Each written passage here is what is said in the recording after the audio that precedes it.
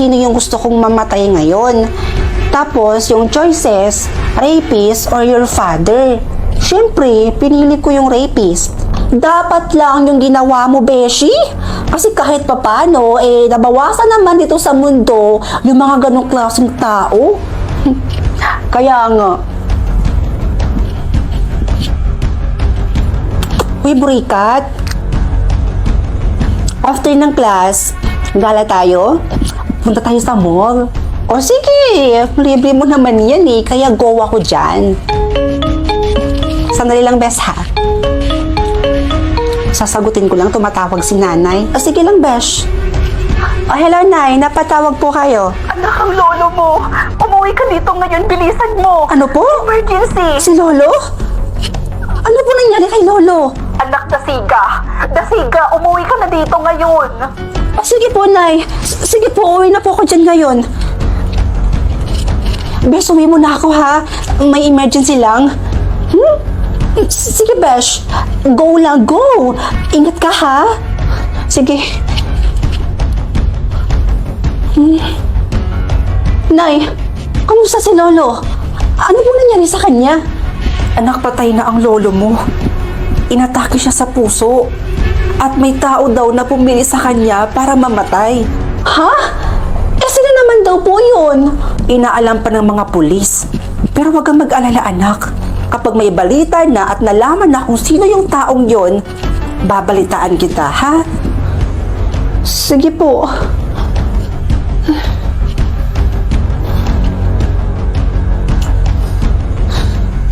Sino kaya yung taong pumiling mamatay yung lolo ko? Kung sino man siya, sana kalmahin siya. Anak! Oh, Nay! Kamusta po? Nalaman na po ba kung sino yung pumili kay lolo para mamatay? Oo, anak. Alam na kung sino ang pumili sa lolo mo para mamatay. At ikaw yon. Ikaw ang pumili sa lolo mo para mamatay. Ako? Bakit ako? Nay, hindi ko po yung magagawa kay lolo. Anak, nagkaroon ka ng choices kanina. Alam ko yun. Pero bakit pinili mo yung lolo mo para mamatay? Anong klaseng apo ka? Choices? Pero, choose someone to die today. Rapist or your father? Siyempre, mas pipiliin ko yung rapist. Nay, hindi po ako yung pumili kay Lolo. Dahil yung choices po na napunta sa akin, piliin ko daw kung... Tama na. Hindi ko kailangan ng paliwanag mo dahil klaro na sa akin ang lahat. Wala kang kwentang apo. Nay!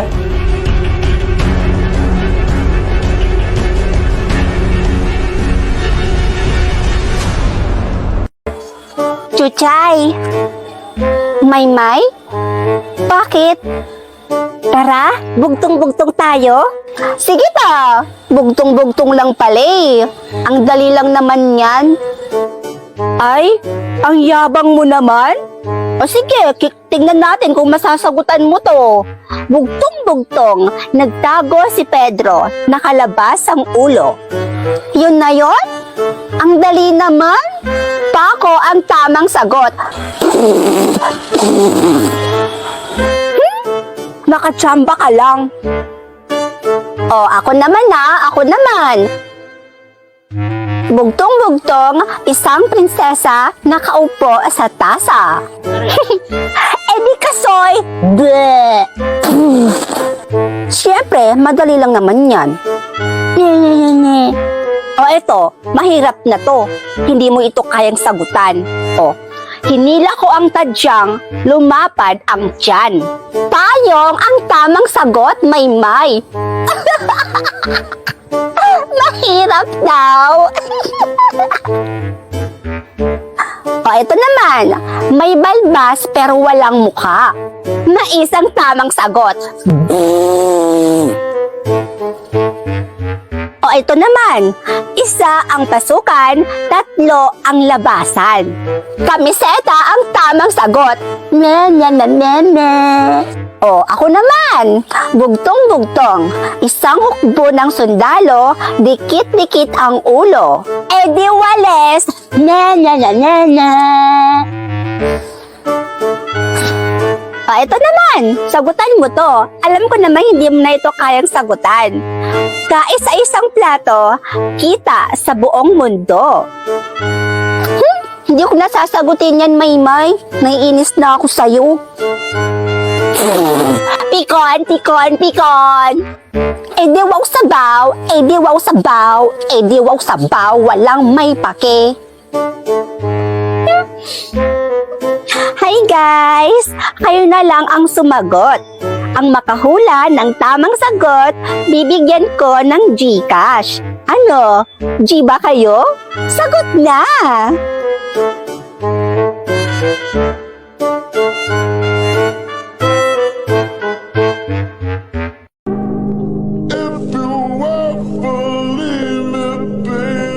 Habang buhay ko bang babantayan itong puntod ko? Sabi mo sa akin, pagsapit ng birthday ko, mapupunta na ako sa langit. Gusto mo na ba talagang mapunta sa langit? Sige, ganito na lang ha. Kung sino yung taong magtatagal sa puntod mo ngayong birthday mo, mapupunta ka na sa langit. Yun lang? Ang dali naman. Siyempre, yung mama ko, yung nanay ko, siya lang naman yung kakampi ko sa buhay eh. Malalaman natin yan maya-maya lamang. O ayan, may paparating na pala.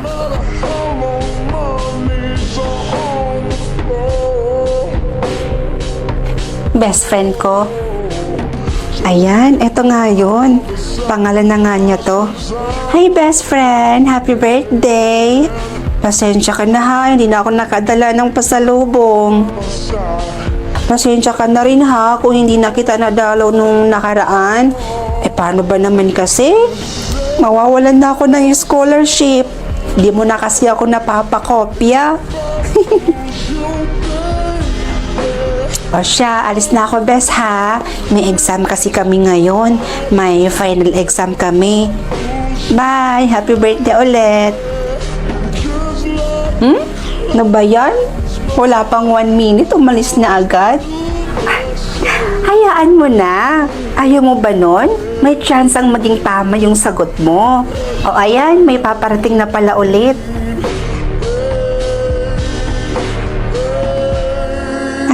Si ate. Hi bunso. Happy birthday. Miss na kita. Miss na ni ate yung boses mo.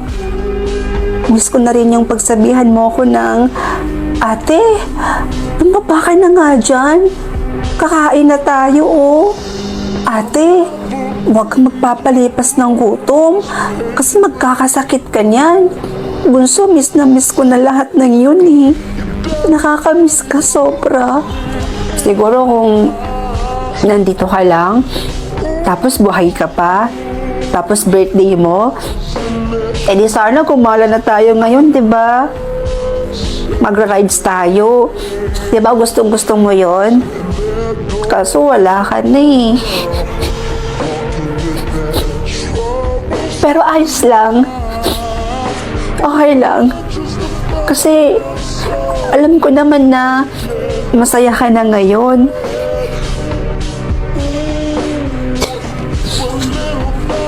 Siya bunso, uwi na ako ha. Happy birthday ulit. I love you.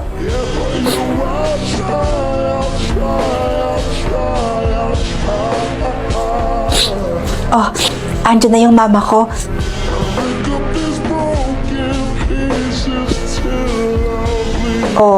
Diba? Sabi ko sa'yo eh. Magtataka talaga yan sa puntod ko. Tingnan mo.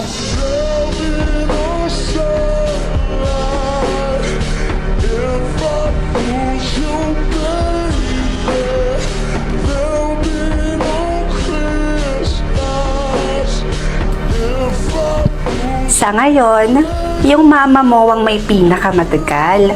1 hour and 32 minutes. O ano? Tara na? Tara, punta na tayo sa langit. Oops, Teka lang, hindi pa tapos ang laban. Dahil may paparating pa. Ha? Eh, sino naman? Siya.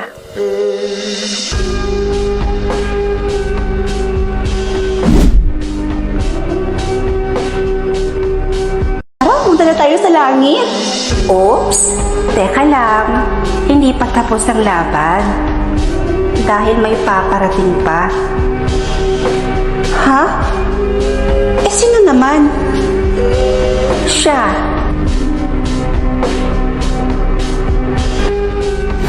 Part 2.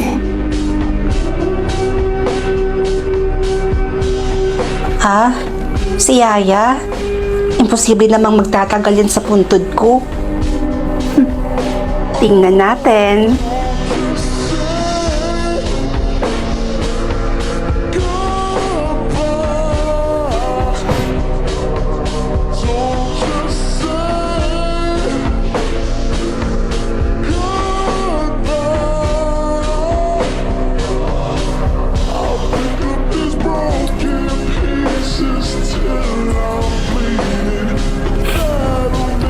Parang imposible naman yata. Si Yaya naman kasi eh. Ano to, matatalo pa ako? Hindi pa ako makakapunta ng langit? Yaya, umalis ka na. Sa ngayon, siya na ang may pinakamatagal. 3 hours and 32 minutes.